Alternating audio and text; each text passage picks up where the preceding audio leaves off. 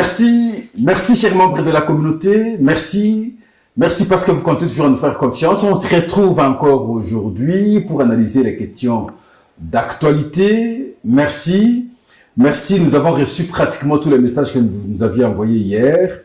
Nous avions lu message par message. En tout cas, merci pour vos orientations, merci pour vos remarques, merci pour le souci que vous développez. Merci pour votre engagement, celui de toujours voir un jour notre pays, en tout cas connaître le développement, et cela passe par la bonne gestion à travers des citoyens consciencieux, ceux-là qui vont comprendre la nécessité de ne travailler que pour le pays. En tout cas, merci. On est ensemble encore aujourd'hui pour analyser d'autres questions d'actualité. Mais aujourd'hui, nous allons tourner autour d'une question sociale. Le phénomène Kuluna dans la ville de Kinshasa en cette période de festivités. En tout cas, merci. Nous vous avons dit hier que nous devons être nombreux. Nous sommes obligés de vous rappeler pratiquement à chaque numéro parce que notre cap, en toute réalité, c'est au moins 100 cas d'abonnés. À ce moment-là, nous serons à l'aise. Et nous devons tous nous y engager. Parce que si la communauté s'élargit, nous allons partager des informations avec possibilité d'instruire aussi beaucoup, d'aider aussi d'autres personnes qui n'avaient pas la possibilité de comprendre certaines informations sur certaines questions. Et si on est abonné ici, si on est nombreux ici, ensemble, on peut partager les informations, être au même niveau de compréhension des faits de notre société. En tout cas, merci. Engageons-nous tous. Et voilà, parce que la question autour de ce phénomène de Kuluna aujourd'hui, dans la ville de Kinshasa, ça devient insupportable. Et cette question, nous allons l'analyser aujourd'hui. Mais bien avant l'analyse de cette question, nous avons des informations comme toujours. La première. Hier, d'ailleurs, vous aviez suivi, nous étions en train d'analyser ce qui se passe à l'est de la République démocratique du Congo. Aujourd'hui, avec l'engagement des FARDC, à chaque tentative de M23. Et voilà, à ce jour, ils continuent avec leur tentative de M23. La ville de Butembo est ciblée par le M23, mais une résistance terrible des FARDC qui les repousse. Et hier, nous avons dit, lorsque vous repoussez, continuez maintenant à récupérer d'autres villages. Lorsqu'ils tentent, et là c'est pour jauger votre capacité de résistance. Et voilà, à ce stade, c'est ce qui se passe dans la partie est du pays aujourd'hui. À Lubero, hier, nous avons largement abordé, avec les arrestations maintenant de beaucoup d'éléments de M23. Et voilà, à ce jour, je peux vous rassurer, il y a une grande détermination des FARDC qui semble, à ce jour, prendre une autre tangente, celle d'inquiéter l'ennemi. En tout cas, merci. La deuxième information. Le 9 décembre, déjà, les SU lancent la grève. Entendez par les SU, enseignement supérieur et universitaire. Pour les membres de l'ESU, le gouvernement ne sait pas prendre au sérieux, ne sait pas respecter ses engagements. Le gouvernement ne sait pas respecter le barème de Bibois. Et par conséquent, comme la promesse a été faite pour le mois de novembre, arrivé au mois de novembre, ils constatent à travers leur salaire, ça n'a pas été pris en compte. Ils estiment qu'on ne peut pas continuer avec des promesses non respectées. Et ils évoluent comme ça en prorogation et le temps passe. C'est mieux de faire un stop. Et la date choisie pour eux, c'est le 9 décembre. Mais il y a un grand préjudice pour les enfants, en même temps que nous plaidons pour que l'État puisse vous prendre au sérieux, puisse vous prendre en charge normalement par de paiements conséquents, ça c'est évident, mais en même temps, vous aussi vous devez comprendre que les enfants qui sont innocents méritent aussi bénéficier des enseignements de votre part. Il y a le vice-premier ministre et ministre de l'économie qui rassure aux Congolais et Congolaises qu'il n'y aura pas de carences et de stocks pendant cette période de fête. Entendez par stock tout ce qu'il y a comme aliments de base. Et il a eu ses assurances après échange avec les importateurs en gros. Et une autre promesse, c'est que dès la semaine prochaine, il va faire des descentes sur le terrain pour vérifier les prix. Mais pour les Congolais, ce qui est plus prioritaire, c'est la réduction des prix, la diminution des prix. Et ça va se faire de quelle manière? On entend que le ministre va descendre. C'est une bonne chose. Quelle hauteur à chaque produit déjà limité pour que la vérification se fasse sur le terrain ensemble avec les inspecteurs pour assurer la population? C'est là la grande question. Mais comment rassurer la population? Et c'est là que ça semble être une décision pas convaincante, mais c'est comme si, trompe-l'œil, faisons ceci parce que nous sommes en période de fête. Et pourtant, les gens attendent. Si la réduction, il y en aura, fixez-nous chaque produit qui, à ce jour, coûte tel prix, mais le gouvernement a pris la décision que ce ne soit pas à tel prix, sur 100% de ce prix, il y aura une réduction, par exemple, de 50%. À ce moment-là, ça rassure. Ce qui n'est pas dit clairement de la part du ministre de l'économie. En tout cas, merci. On aborde notre question principale d'analyse. Le phénomène Kuluna dans la ville de Kinshasa. Un regret pour la population, une inquiétude pour la population, une incertitude pour la population, une impuissance du côté de la police, une irresponsabilité totale du ministre de la Justice. Pourquoi inquiétude pour la population?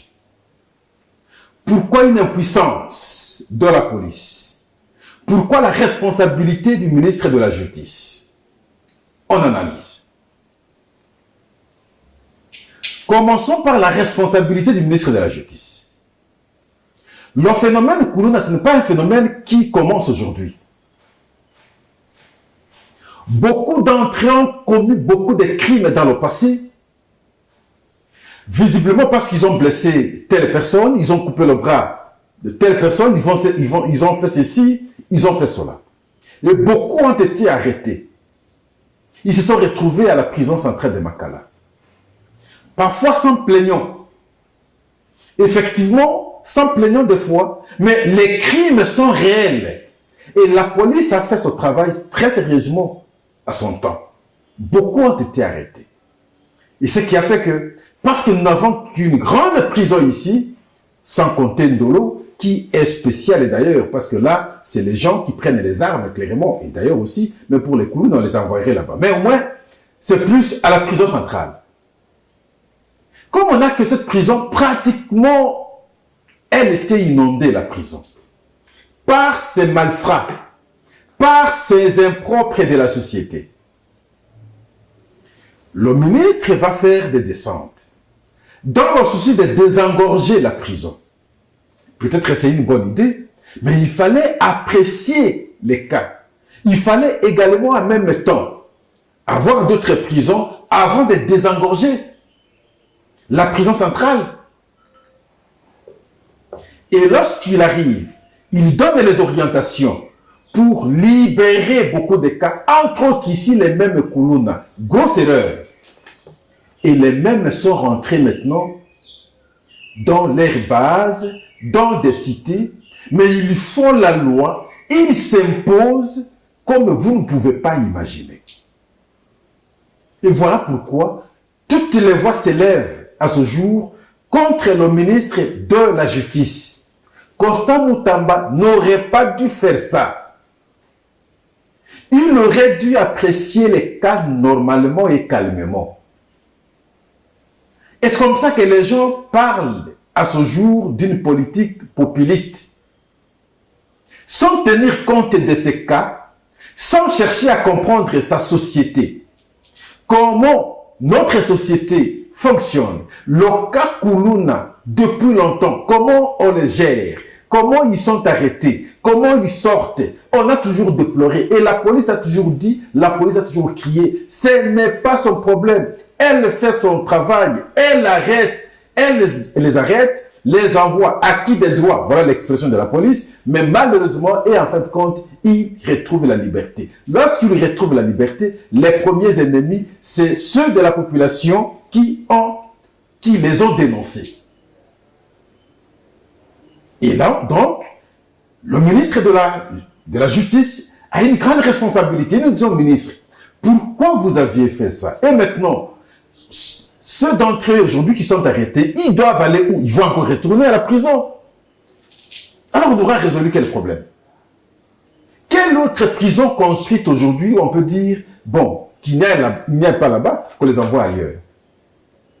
Est-ce que dans notre prison, il y a cette dimension pédagogique, sinon psychologique, pour que lorsque quelqu'un est arrêté, il soit réinséré dans la société à travers des conseils qu'on peut bénéficier dans la prison? Une fois libéré, on change de comportement. Si on était brigand hier, qu'on devient un homme sérieux. Si on était brigand hier, qu'on devient un homme intégré dans la société. Non.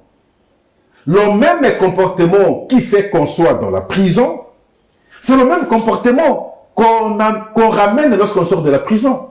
Pourquoi? Parce qu'il n'y a pas de cadre d'instruction dans notre prison. Quelle initiative est prise jusqu'ici par le ministre de la Justice quant à ceux, je vais dire. Non, quant à ces, je vais dire. Rien du tout. Voilà pourquoi nous avons dit ici, c'est la responsabilité du ministre de la Justice. L'inquiétude de la population. À ce jour, pratiquement dans tous les quartiers, mais il y a des communes phares. Vous prenez Kalamo, vous prenez Makala, vous prenez Ngaba, vous prenez Ndjidi, vous prenez Massina, vous prenez Kimbanteke, vous prenez Bumbu, vous prenez Ngiringiri. Dans ces communes, aujourd'hui, il est difficile de sortir la nuit et avoir la vie sauve. Ils font la loi comme vous ne pouvez pas imaginer. Un comportement affiché, vous allez vous dire, même dans une jungle, parfois, les animaux savent comprendre que le roi, c'est le léopard. C'est le chef de la forêt. Mais ici, par leur comportement, des cris, que ce soit par des cris, que ce soit par leur imposition, des cris d'insanité à longueur de journée, des incursions, des violences à longueur de journée, des attaques contre les paisibles citoyens à longueur de journée. Ils font la loi comme si l'autorité de l'État n'existait pas. Et ça devient très inquiétant aujourd'hui pour la population en cette période. Et cette population ne sait qu'interpeller l'État qui a la mission à travers le ministère de l'Intérieur de sécuriser les personnes et leurs biens. Mais lorsque ces personnes et leurs biens ne sont pas sécurisés, donc c'est l'État qui est en faillite. À ce jour, certainement, et surtout dans ces communes que je venais de citer, l'État est en faillite. Pourquoi? Parce que les personnes ne sont plus sécurisées. Leurs biens ne sont plus sécurisés. Une responsabilité totale de l'État, une responsabilité totale du ministre de l'Intérieur, une responsabilité totale du ministre de la Justice qui a posé un tel acte de libération massive de ces inciviques de la prison centrale. Parce que je parle de la responsabilité du ministre de l'Intérieur.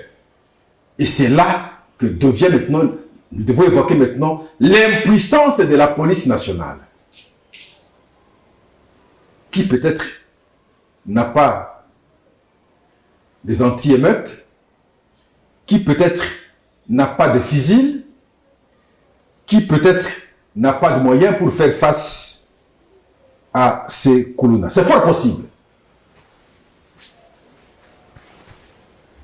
Mais est-ce que c'est la vraie raison? Parce qu'elle dit non. Votre tenue, simplement, la tenue de la police persuade. Leur comportement qui pose des problèmes. Parce que le même policier prend les ododo, entendez par les ododo, les whisky, ensemble avec les mêmes brigands. Dans mon quartier, je vois ça. Ils prennent le whisky avec les mêmes. Ils se familiarisent plutôt avec les mêmes. Et ils deviennent par la suite incapables de les inquiéter. C'est le genre de la police que nous avons. Qu'est-ce que je dis? Et si nous devons continuer avec une telle police dépourvue de tout, il sera alors difficile de maîtriser ce phénomène qui monte avec beaucoup d'inquiétude dans nos cités aujourd'hui. Est-ce que la police fait normalement son travail aujourd'hui? Je dis non.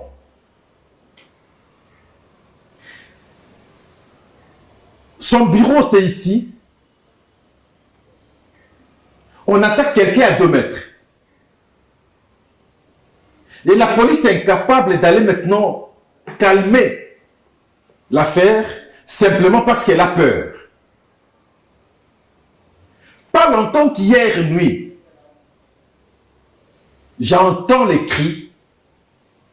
Un monsieur sorti de la prison fait des affirmations telles que « Je suis sorti de la prison. » Et vous savez comment je suis sorti? Je fais ce que je fais. Tout policier qui osera venir ici, je vais le faire blesser devant les gens. Et les policiers étaient à faible distance. Personne n'a osé bouger. Et le monsieur est resté là, pendant longtemps, en train de menacer la police.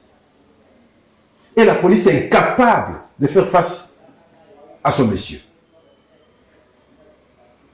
L'incapacité de la police aujourd'hui, l'impuissance de la police face à ce phénomène de Koulouna.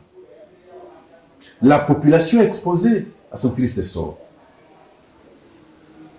à la responsabilité des 2 ministres ici, le ministre de l'Intérieur et le ministre de la Justice. Le ministre de l'Intérieur actuel a, je ne sais pas, bénéficie d'une confiance aveugle de la population. J'ai connu Daniel Asselo était là, pas longtemps. D'ailleurs, il y avait M. Kankounde qui était ministre de l'Intérieur, après Daniel Asselo, après Peter Kazadi, mais ces 3 ministres-là, personne n'a été supporté par la population quant à cette question de Koulouna. Il recevait en tout cas des interpellations à l'Assemblée nationale, mais avec son ministre actuel, personne. Quand on parle des embouteillages, on ne voit même pas le ministre de l'Intérieur. Mais hier, c'était le ministre de l'Intérieur qui était doigté, qui était ciblé. Mais lorsqu'on parle des embouteillages dans la ville de Kinshasa, Pascal, je suis désolé, ça n'a rien à voir avec le ministre de Transport. Le ministre de Transport est dans le volet de la qualité des véhicules, du comportement des conducteurs. C'est tout. Mais les embouteillages, en toute réalité, c'est dû par la mauvaise régulation des routes et la mauvaise état des routes. Donc, la responsabilité du ministre de l'Intérieur et la responsabilité du ministre des Infrastructures. C'est les deux qui sont les premiers responsables de ce que nous connaissons dans la ville de Kinshasa. Mais c'est difficile d'entendre même un député chercher à interpeller le ministre de l'Intérieur aujourd'hui. Non. Et pourtant, beaucoup de questions souffrent à cause de son travail aussi. Je vous parle ici de Koulouna. Je vous parle ici de l'incapacité de la police aujourd'hui. Je vous parle maintenant de la mauvaise, qu'est-ce que je dis, le mauvais travail de la police dans la régulation maintenant des routes qui crée des embouteillages manque d'autorité de notre police. Nos policiers manquent de l'autorité. Ce qui fait que même de petits garçons, bien qu'ils soient Kuluna, ne savent pas les respecter, ne savent pas avoir peur d'eux. Pourquoi? Ils mangent ensemble, ils boivent ensemble, ils font tout ensemble, ils rient ensemble. Dans ces conditions, en tout cas difficiles d'avoir le pouvoir, d'avoir l'autorité sur l'autre. C'est tout un regret parce que c'est toute une population qui est aujourd'hui exposée à son triste sort. Et donc, le ministre de la Justice, vous avez une grande responsabilité. L'autre interpellation au ministre de la Justice, c'est la question de la nuisance sonore. La nuisance sonore. Nous avons vu, tous nous avons suivi en même temps. Pascal j'étais le premier à pouvoir féliciter le ministre de la Justice lorsqu'il prenait ses mesures au début de ses fonctions. L'autre mesure qu'il avait prise, c'est réduire sensiblement, dans la ville de Kinshasa, la nuisance sonore. Mais où en sommes-nous? Je vous rappelais ici que ces mesures ont été prises à son temps avec André Kimbuta contre les tapages nocturnes et diurnes. Lui est venu sur la nuisance sonore. C'est la même expression pratiquement. Où en sommes-nous? Il est allé loin pour essayer de titiller un peu les églises. Pas question que sur une avenue, on ait 2-3 églises. Mais aujourd'hui, où en sommes-nous? Où en sommes-nous? Lorsqu'ils ouvrent l'air baffle, monsieur le ministre, mais vous ne saurez pas dormir. Où en sommes-nous avec des mesures qu'on peut à ce jour? Hier, j'étais le premier à clamer, tout le monde le sait. Mais aujourd'hui, je peux considérer comme si c'était des mesures populistes. Le suivi, c'est à quel niveau? Quelle est la réaction du ministre aujourd'hui par rapport aux différentes mesures prises hier? Des mesures encouragées pratiquement par tout le monde hier, où on pensait que, ouf, enfin les choses cette fois-ci pourront changer. On revient maintenant à la case du départ. Avez-vous eu peur de magistrats qui vous ont un peu bousculé? Avez-vous peur des syndicalistes, de magistrats qui vous ont un peu bousculé? On vous sent aujourd'hui à faune. Vous sortiez des communiqués à chaque fait de société. Mais aujourd'hui, on ne vous sent plus, monsieur le ministre de la Justice.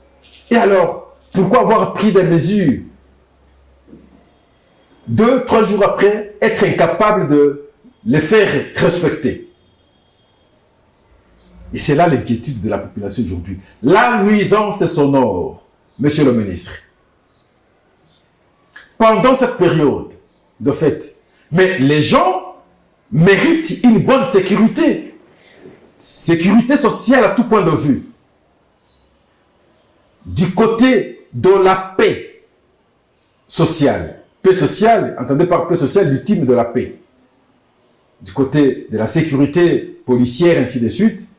Paix sociale de l'environnement calme.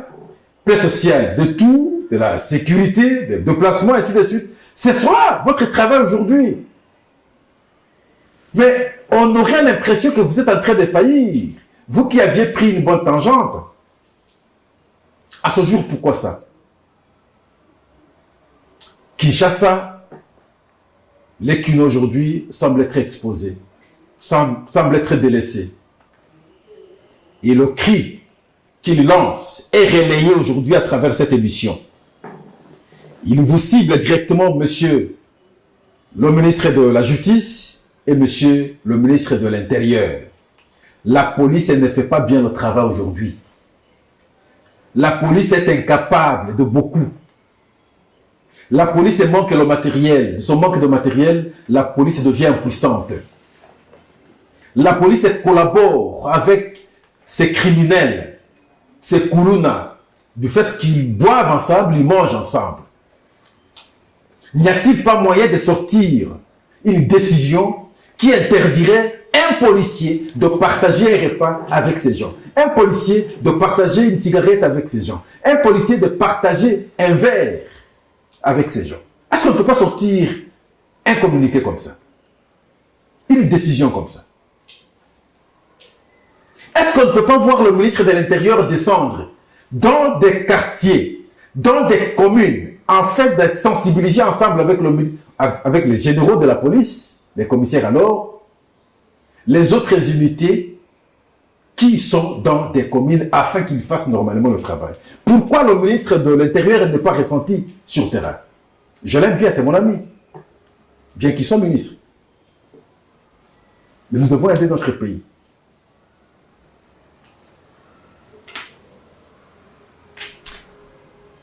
En tout cas, merci. Aujourd'hui, on s'arrête là.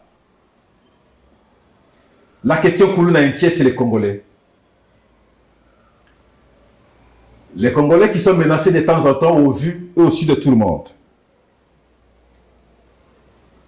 Et pas une bonne protection. Pas une politique active ou réactive. Voilà pourquoi nous avons voulu aborder cette question, mais principalement ici interpeller le ministre de la Justice qui a libéré massivement ces criminels arrêtés avec raison et qui se sont retrouvés à la prison centrale. Aujourd'hui, qui refont la loi dans les différents quartiers, dans les différentes communes et au vu, au su de tout le monde.